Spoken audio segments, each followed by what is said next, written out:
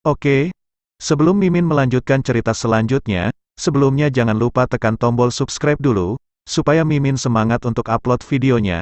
Terima kasih. Di mana ketika mereka hendak pergi ke kota, dia mengambil tangan kecil Qin Yuan dan berjalan ke gerbang kota. Tetapi dia tidak menemukan jejak rona merah di wajah Qin Yuan. Ketika lagi enak menyusui kota, tiba-tiba terdengar teriakan keras. Kalian berdua berhenti, teriak beberapa pria kokoh yang berdiri di gerbang dan berkata kepada Xiaoyan.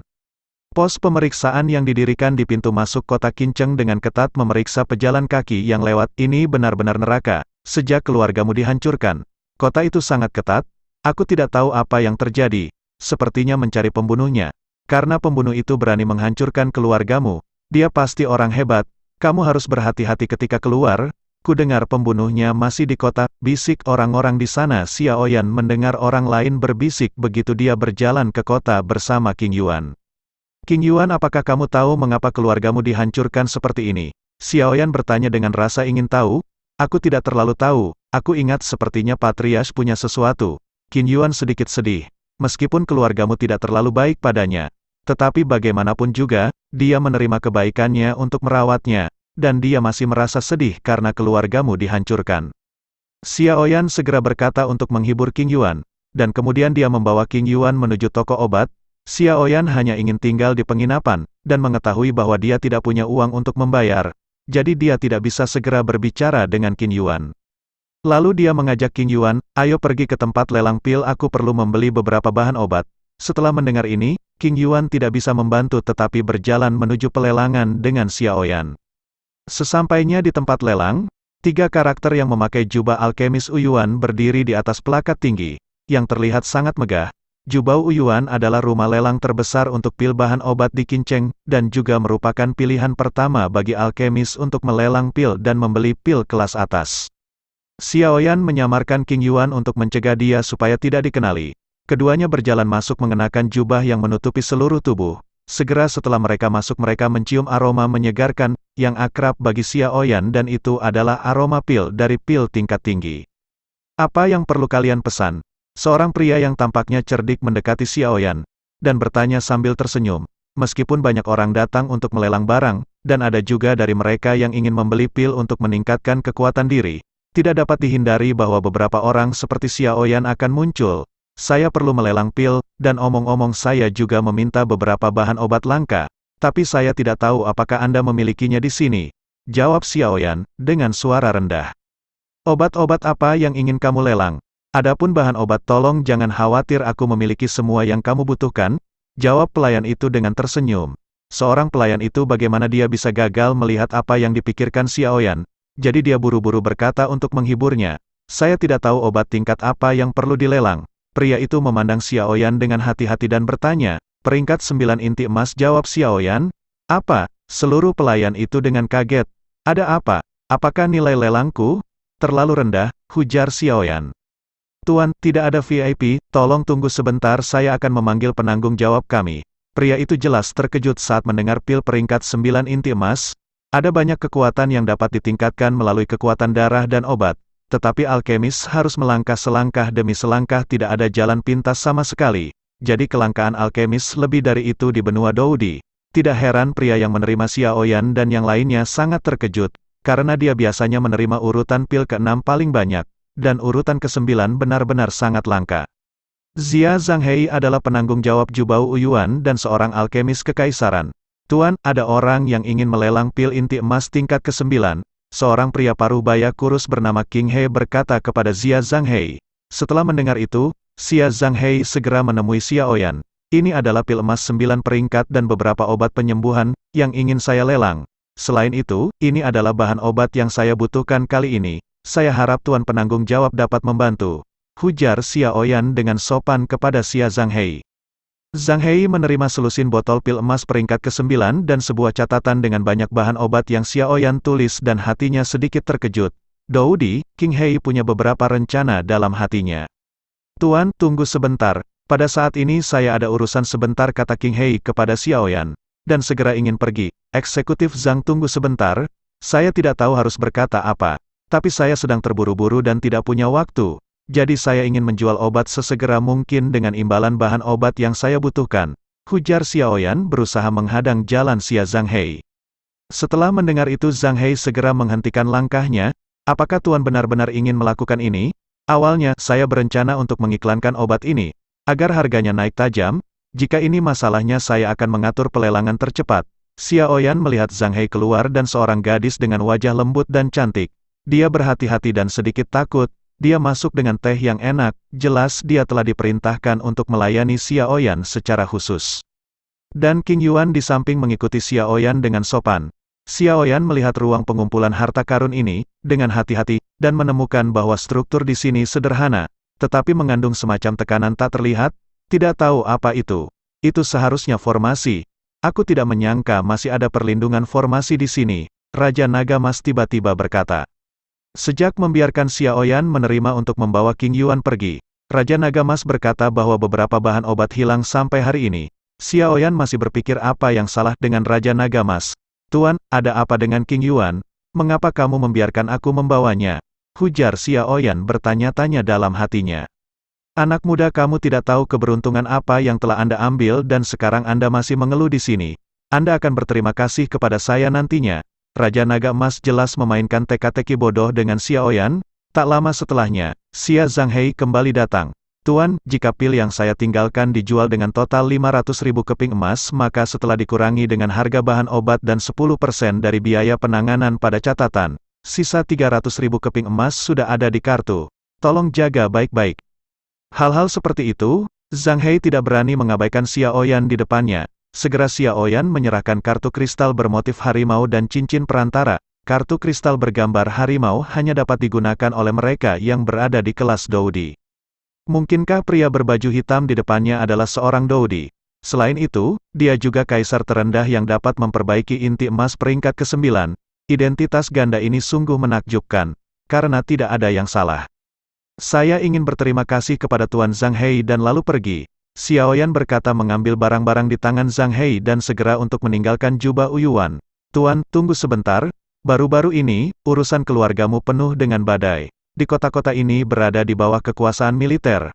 Anda harus berhati-hati. Saya mendengar bahwa pembunuhnya secara khusus membunuh alkemis. Zhang Hei juga berkata kepada Xiaoyan. Seorang alkemis, ini juga merupakan hal yang baik yang direncanakan untuk membuatnya memiliki kesan yang baik tentang jubah Uyuan. Terima kasih Tuan Xia Zhang Hei, karena telah mengingatkanku.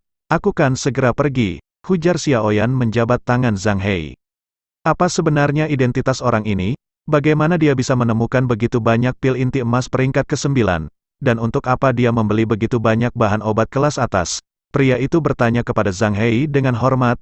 Aku tidak tahu apa identitasnya, tapi identitas dan kekuatan alkemis nyata. Mungkin levelnya sama denganku, atau bahkan lebih tinggi.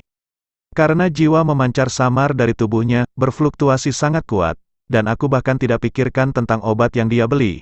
Jelas untuk apa itu. Tetapi kamu tidak boleh bertanya tentang orang-orang di level ini dan melakukan pekerjaanmu dengan baik, Zhang Hei berkata perlahan. Setelah keluar dari Jubao Uyuan, Xiaoyan membawa King Yuan ke sebuah penginapan untuk tinggal. Saudara Xiaoyan, mengapa kamu membeli begitu banyak obat? King Yuan jelas dikejutkan oleh tindakan Xiaoyan. Jadi dia buru-buru bertanya ketika dia datang ke penginapan. Tentu saja aku sudah meramu obat untukmu. Xiaoyan berkata datar. Memurnikan obat untukku? Aku tidak perlu minum obat. King Yuan memandang Xiaoyan dengan bingung. Mengetahui bahwa di benua Doudi pada dasarnya ada 9 obat yang beredar di antara orang-orang biasa. Di bawah pil emas peringkat ke-9 yang baru saja dibawa Xiaoyan ke pelelangan. Dia tahu bahwa Xiaoyan harus menjadi orang kuat dengan pengetahuan hebat dalam memurnikan obat. Jika dia ingin membuat Xiaoyan memurnikan pil untuk dirinya sendiri, dia tidak bisa menahan perasaan tidak enak di hatinya. Kamu tidak perlu khawatir. Karena kamu ingin mengikutiku, kamu tidak bisa sama seperti sebelumnya. Tidak peduli seperti apa kamu dulu, sekarang adalah hidupmu yang baru. Xiaoyan selesai mengambil obatnya, pil yang baru saja dilelang, dan kemudian gunakan kartu biasa untuk mengambil uang 100 keping perak dan menyerahkannya kepada King Yuan. Ambil uang ini, Anda dapat membeli apapun yang Anda inginkan, dan membicarakannya jika itu tidak cukup. Tidak, jangan lakukan itu, saudara Xiaoyan. King Yuan segera terdiam, dan tidak bisa melanjutkan kata-katanya. Baiklah kalau begitu, terima kasih kakak Xiaoyan. Mata King Yuan yang tersentuh tidak bisa menahan perasaan haru. Untuk pertama kalinya sejak lahir, Seseorang telah memperlakukannya dengan sangat baik. Jangan khawatir, aku akan untukmu menemukan orang tuamu, hujar Xiaoyan. Jelas melihat Qing Yuan terdiam, dan buru-buru menghibur. Setelahnya mereka pun masing-masing beristirahat.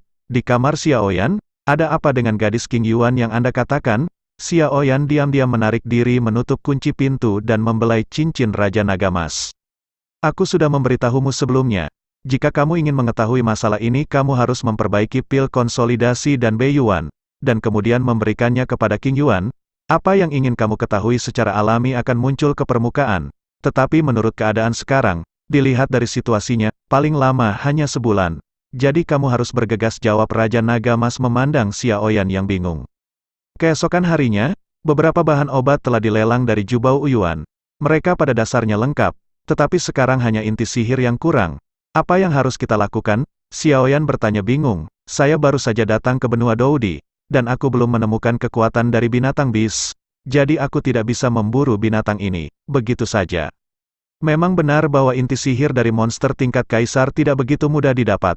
Saya melihat sumber harta karun hari ini dan tidak menemukan fluktuasi inti sihir seperti itu. Tampaknya tidak mudah untuk menemukannya. Lihatlah asosiasi alkemis besok. Alkemis di benua Doudi sangat langka. Bahkan alkemis tingkat pertama Anda pasti sangat populer di Qiceng kecil ini. Seorang alkemis tingkat tinggi, sangat mudah untuk melakukan sesuatu kemanapun Anda pergi. Jawab Raja Naga, tiba-tiba memikirkan cara yang baik. Asosiasi alkemis, senyum muncul di sudut mulut Xiaoyan. Ya, dia lupa bahwa dia masih seorang alkemis. Dia dipromosikan menjadi alkemis, yang bisa memperbaiki pil obat kekaisaran, ketika dia berada di benua Douqi. Hanya karena benua Douqi tidak memiliki tingkat penilaian yang jelas. Jadi saya melupakannya. Matahari pagi bersinar cerah dan hari yang indah dimulai lagi. Saudara Xiaoyan, kemana kita akan pergi? Qing Yuan tampaknya tidur nyenyak, dan pandangan mentalnya terlihat jauh lebih baik. 3000 sutra hijau jatuh dan dia sangat terpesona oleh matahari dan angin sepoi-sepoi menawan. Kita akan pergi ke asosiasi alkemis sekarang. Pil yang disiapkan untukmu masih kekurangan bahan obat yang penting. Jadi kita coba keberuntunganmu di asosiasi alkemis, hujar Xiaoyan menjawab. Sesampainya di asosiasi alkemis, 5 pilar luar biasa berdiri di atas plakat yang tampaknya biasa. Sekilas tidak ada seorang pun di gerbang, dan yang lebih aneh lagi adalah bahwa plakat yang tampak biasa ini membuat orang terkejut pada pandangan pertama, dan berhenti bergerak maju. Ada dampak jiwa pada plakat ini. Xiaoyan dari jiwa kelas Doudi dengan jelas mengenali metode dampak jiwa ini. Buru-buru menutupi Qing Yuan yang tidak nyaman dengan kekuatan jiwa, dan kekuatan jiwa yang tak terlihat terpancar dari Xiaoyan.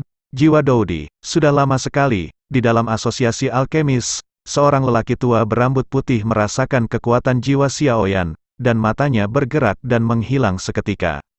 Yang disebut kejutan jiwa adalah, membatasi kekuatan jiwa dalam suatu jangkauan. Apapun di luar jangkauan ini tidak akan berpengaruh, tetapi kekuatan jiwa di bawah batas akan terpengaruh. Yaitu jiwa akan langsung dipenjara dan tidak bisa bergerak maju. Penglihatan kecilku tidak salah. Aku bisa melihat melalui trik-trik kecil dari asosiasi ini secara sekilas. Silakan masuk, seorang lelaki tua dengan rambut putih dan senyum di wajahnya berjalan ke arahnya.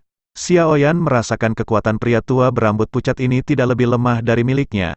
Tapi Xiaoyan tidak ragu-ragu, dan berjalan masuk dengan Qing Yuan. Patriarch, apa yang kamu lakukan? Bukankah kita baru saja minum teh di dalam? Kenapa kamu tiba-tiba menghilang? Pria tua lembut lainnya keluar dan berkata kepada pria berambut putih yang baru saja keluar. Ketua, saya di sini untuk mendaftar penilaian alkemis. Xiaoyan meraih tangan Qing Yuan dan berkata kepada lelaki tua berambut putih di depannya. Kamu, yang baru saja memancarkan kekuatan jiwa dari kelas Doudi kan? Lelaki tua berambut putih itu bertanya. Ya, itu aku. Jawab Xiaoyan tidak menghindar untuk menjawab. Pertanyaan ini secara langsung mengatakan bahwa itu juga asosiasi alkemis. Lalu tingkat alkemis apa yang ingin kamu uji? Pria tua berambut putih itu menatap Xiaoyan dengan hati-hati tetapi tidak melihat petunjuk apapun. Pria tua berambut putih itu bernama Bai Su, Presiden Asosiasi Alkemis Qingcheng, dan dia juga dianggap sebagai alkemis kaisar tingkat tempat. Yang berdiri di sebelah Bai Su adalah Bai Ruo, Wakil Presiden Asosiasi Alkemis. Karena yang dia sangat malas, teknik pemurnian obatnya adalah produk kaisar tingkat kedua. Selain itu, keduanya bersaudara. Kaisar peringkat 1 Xiaoyan berkata datar, seolah membicarakan hal yang sangat biasa. Anak muda benar-benar ingin menguji peringkat kaisar tingkat pertama. Bai Ruo memandang Xiaoyan dengan heran. Apakah dia tidak tahu ketinggian langit? Dia ingin menguji alkemis peringkat kaisar tingkat pertama di usia muda.